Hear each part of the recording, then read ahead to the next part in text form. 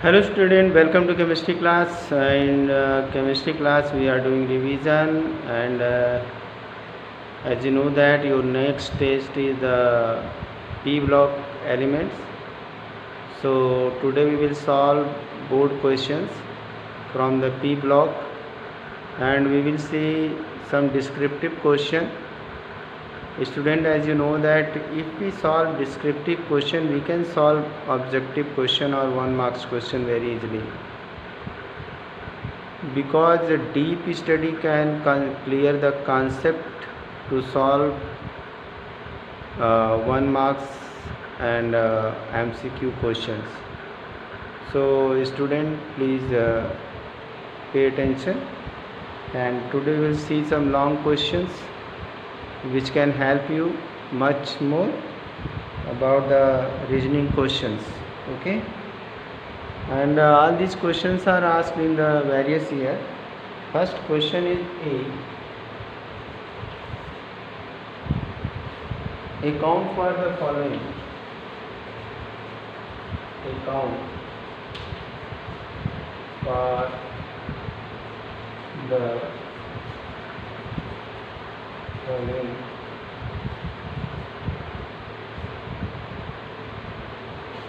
First is interhalogens are more reactive. Interhalogens are more reactive than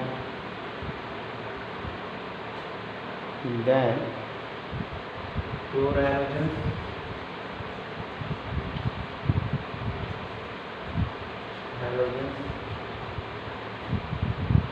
And second, N2 is less. N2 is less reactive.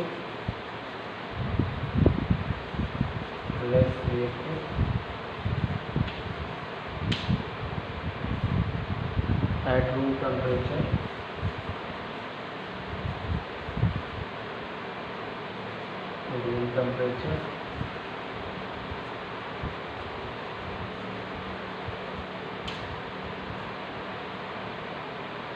And third one is reducing character.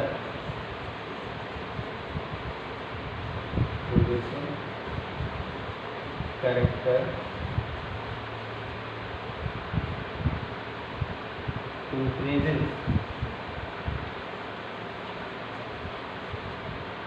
from NH3 to ViS3.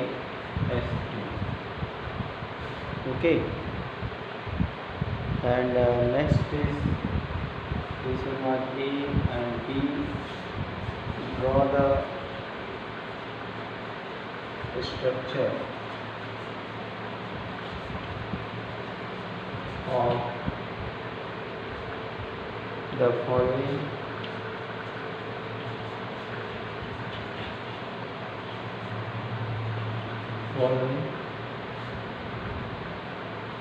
first is S3PO7, S2PO7, and second one is HCl4. Okay, this is the question. Halogens are more reactive than halogen. 2018 का question है. Okay, board में 2018 में ये question पूछा हुआ है. Interhalogens are more active than pure halogens. क्यों जो है कि इंटरहैलोजन कंपाउंड जो होते हैं बहुत ज़्यादा एक्टिव होते हैं प्योर कंपाउंड से. दूसरा क्वेश्चन है कि N2 is less reactive at room temperature, और रिड्यूसिंग कैरेक्टर जो है कि यहाँ पे इंक्रीज करता है फ्रॉम NH3 से BIS3 तक। लास्ट में क्वेश्चन है कि हमें H2, H2, P2O7 और HCl4 का ड्रॉ करना है स्ट्रक्चर। 5 मार्क्स का ये क्वेश्चन है, ठीक है। तो पहले पे आते हैं इंटर हाइड्रोजन कंपाउंड। सपोज ये हमारा है ICl और यहाँ पे है Cl2, ठीक है। दोनों में डिफरेंस कुछ नज़र आ रहा है?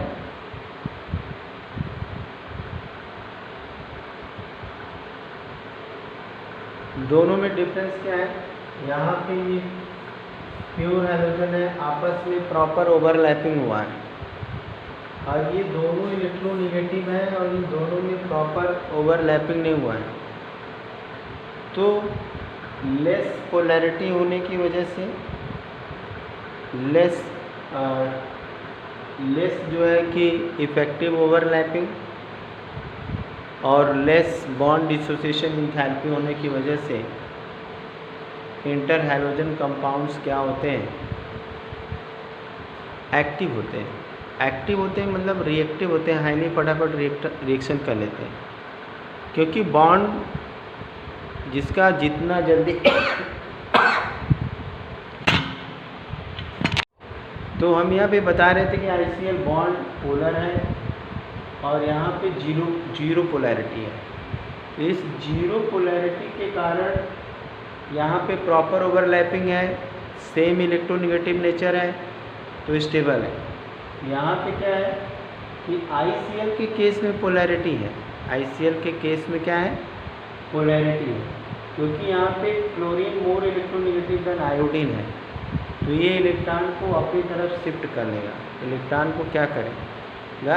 अपनी तरफ शिफ्ट कर लेगा। अब ऐसे केस में एक तो इंटर हाइड्रोजन कंपाउंड की पोलैरिटी फैक्टर है, दूसरा फैक्टर है लेस इफेक्टिव ओवरलैपिंग इफेक्टिव नहीं है, तीसरा फैक्टर है low bond dissociation enthalpy. Down the group जाने पे अब जैसे कि सेम नेचर के हैं, एक बड़ा एक छोटा है, बॉन्ड डिसोसिएशन इंथैल्पी यहाँ कम है, इसलिए जो है कि इंटर हाइड्रोजन कंपाउंड तुरंत ब्रेक कर जाते हैं और जो प्योर कंपाउंड में जल्दी ब्रेक नहीं करते हैं। तो इंटर हाइड्रोजन कंपाउंड के मोर एक्टिव या रिएक्टिव होने के पीछे का रीज़न समझ में आया? पहला पोलैरिटी, दूसरा जो है कि लेस इफेक्टिव ओवरलैपिंग, और तीसरा क्या हो गया? बॉन्ड डिसोसिएशन इंथैल्पी, ठीक है। और बॉन्ड डिसोसिएशन इंथैल्पी चूँकि यहाँ पे कम है, तो इस वजह से ऐसा हो सकता है, ठीक। अब नेक्स्ट हमारा क्वेश्चन था कि N2 is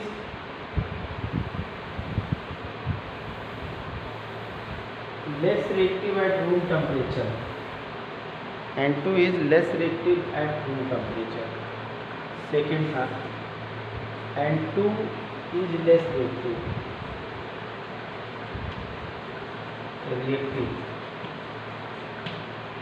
at room temperature. Room temperature पे N2 क्या लेस रिएक्टिव है। इसके पीछे रीज़न क्या होगा? इसके पीछे पहला रीज़न तो ये है कि जो N2 है इसमें N और N के बीच में ट्रिपल बॉन्ड है, ठीक है।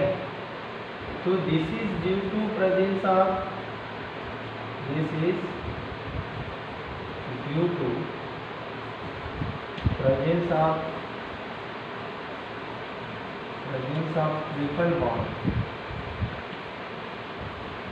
Triple bond between two atoms of nitrogen। एक तो रीजन हो गया ट्रिपल बॉन्ड प्रेजेंट है, और अगर ट्रिपल बॉन्ड है तो बॉन्ड डिसोसिएशन इंथैल्पी क्या होगी? हाई होगी, and has high bond dissociation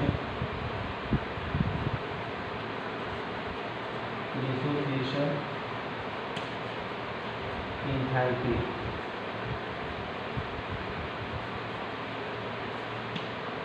bond dissociation enthalpy यहाँ पे बहुत हाई होती है।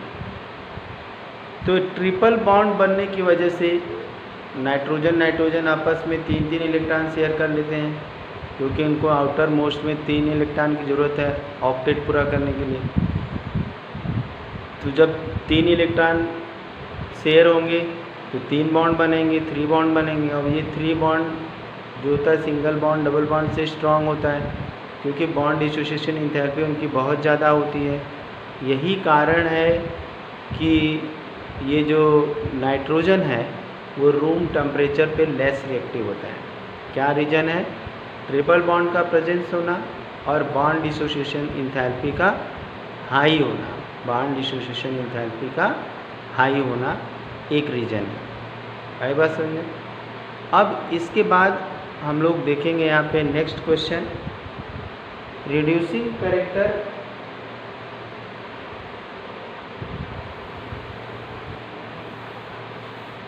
reducing character decreases from down the group from ammonia to third is reducing character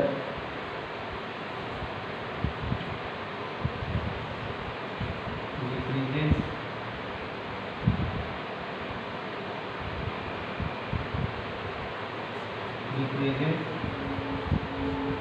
from ammonia to BiH3, sorry यहाँ पे इंक्रीजेज होगा, इंक्रीजेज, ठीक है। अमोनिया से बिस्मथ तक जो है कि रिड्यूसिंग कैरेक्टर डिक्रीज होता है। उसके पीछे रीज़न क्या है? रिड्यूसिंग कैरेक्टर किसका लेंगे हम?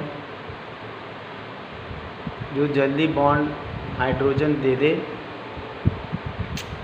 जो हाइड्रोजन जितना जल्दी रिलीज़ करेगा वो उतना बेटर रिड्यूसिंग एजेंट होगा। अब डाउन द ग्रुप जाने पे बॉन्ड डिसोसिएशन एंथैल्पी कम होती जाती है।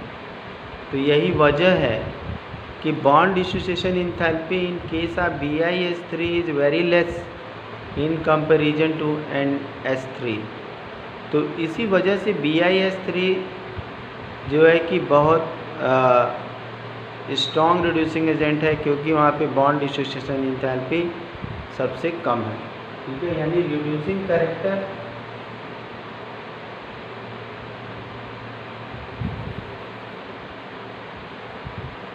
हम ये एक कॉन्सेप्ट बना सकते हैं कि reducing character proportional to bond dissociation enthalpy, bond dissociation enthalpy,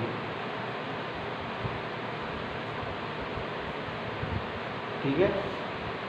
जितना ज़्यादा बॉन्ड डिसोसिएशन एंथैल्पी होगी उतना रिड्यूसिंग कैरेक्टर कम होगा, और जितना कम बॉन्ड डिसोसिएशन एंथैल्पी होगी उतना रिड्यूसिंग कैरेक्टर ज़्यादा होगा। तो अब इसमें क्या है कि this is due to decrease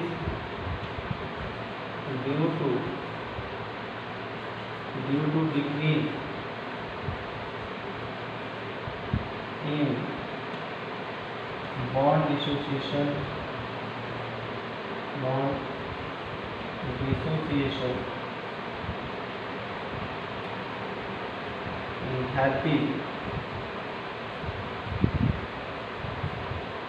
enthalpy from ammonia NH3 to BiH3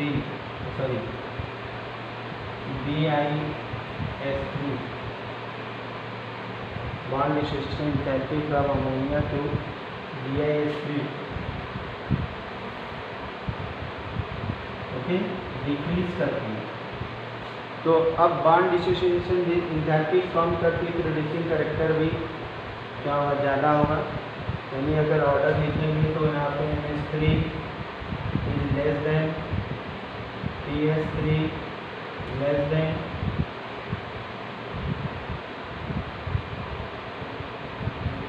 SBS3 ASX3 less than SBS3 less than DIH3। ये है इंक्रीजिंग रिड्यूसिंग कैरेक्टर, इंक्रीजिंग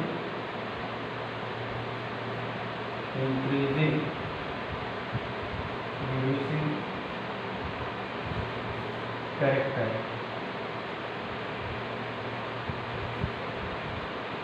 यहाँ पे रिड्यूसिंग कैरेक्टर यहाँ पे इस तरह से, ठीक। तो आई होप ये समझ में आ गया होगा कि BIS3 तक जो है रिड्यूसिंग कैरेक्टर बढ़ता जाता है, क्योंकि वहाँ पे बॉन्ड डिसोसिएशन एंथैल्पी कम होती है, और बॉन्ड डिसोसिएशन एंथैल्पी अगर कम होती है तो हाइड्रोजन जल्दी रिलीज़ होगा, वो स्ट्रॉन्ग रिड्यूसिंग एजेंट भी होगा, वो वीक बेसिक भी होगा, और जो जल्दी हाइड्रोजन देते हैं वो एसिडिक नेचर के होते हैं। तो ऐसे हाइड्राइड एसिडिक भी हो सकते हैं, ठीक है। इस बात को ध्यान रखेंगे कि जो हमारा रिड्यूसिंग कैरेक्टर होता है directly proportional to 1 bond dissociation enthalpy होता है, ठीक है। चलिए, अच्छी बात है। अब नेक्स्ट हमारा क्वेश्चन था ड्रॉ करना, draw the structure.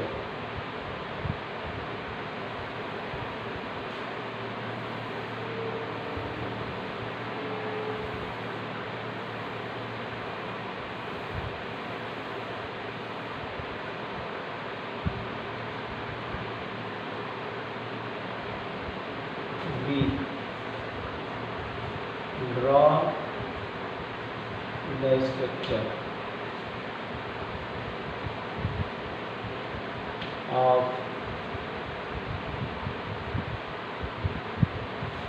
H2P2O7 and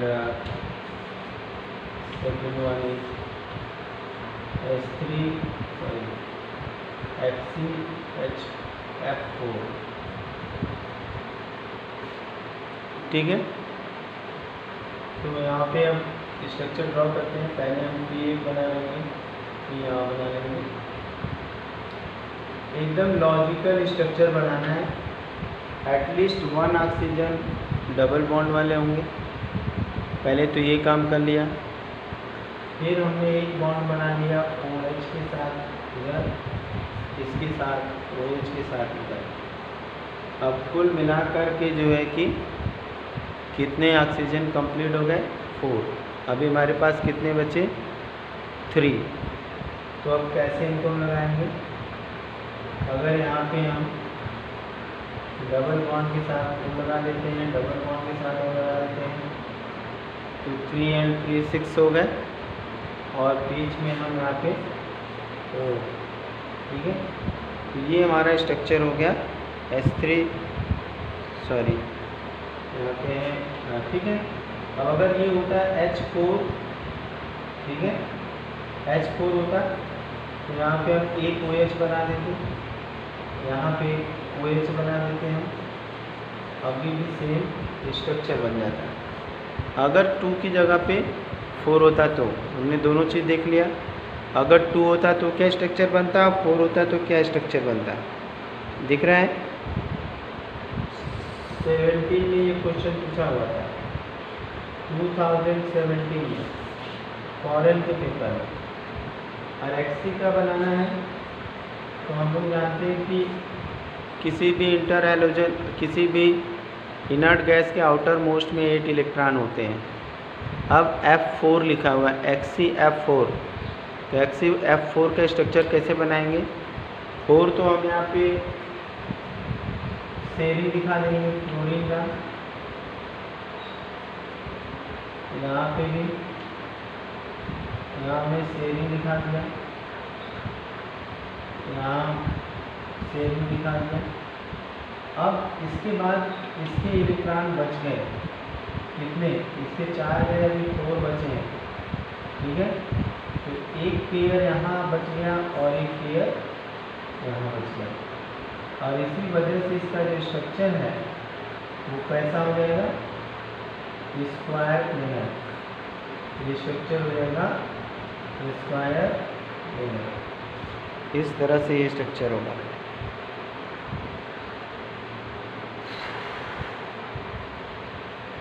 ठीक है, क्लियर हो गया ये। चलिए इसके बाद हम लोग देखते हैं नेक्स्ट क्वेश्चन। अगला क्वेश्चन, स्ट्रक्चर बना लीजिए। नेक्स्ट क्वेश्चन पे आते हैं हम लोग। रीजनिंग भी क्वेश्चन हो जा रहे हैं, स्ट्रक्चर के भी क्वेश्चन हो जा रहे हैं, तो ऐसे हम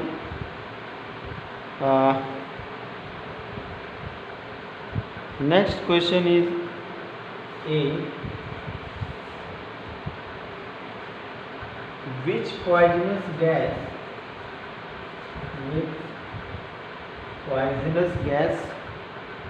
which poisonous gas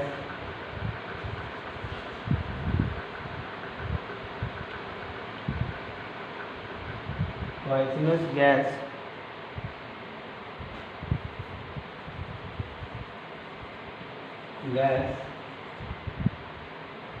evolve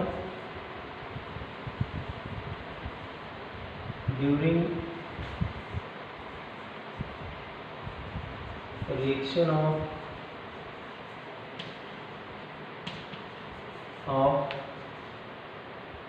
white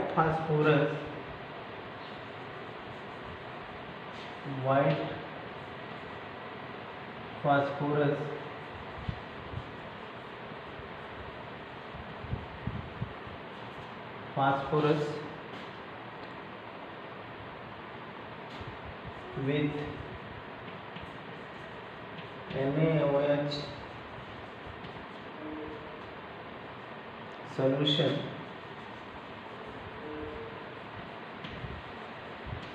on heating, and second one is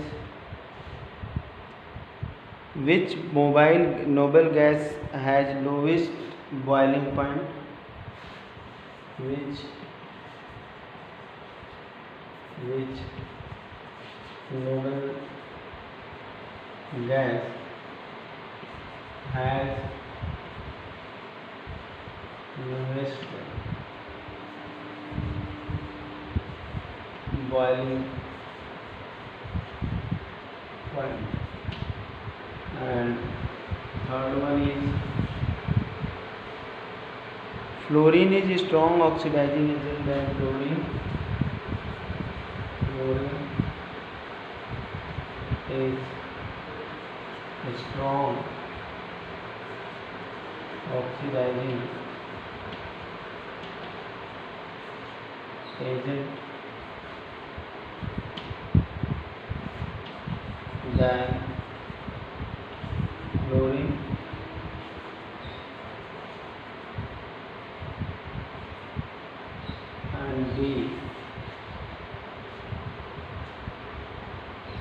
And D is what happens when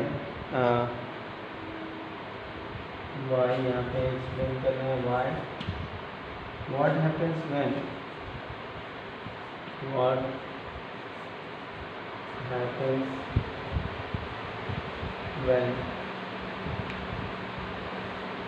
H3PO3 is heated,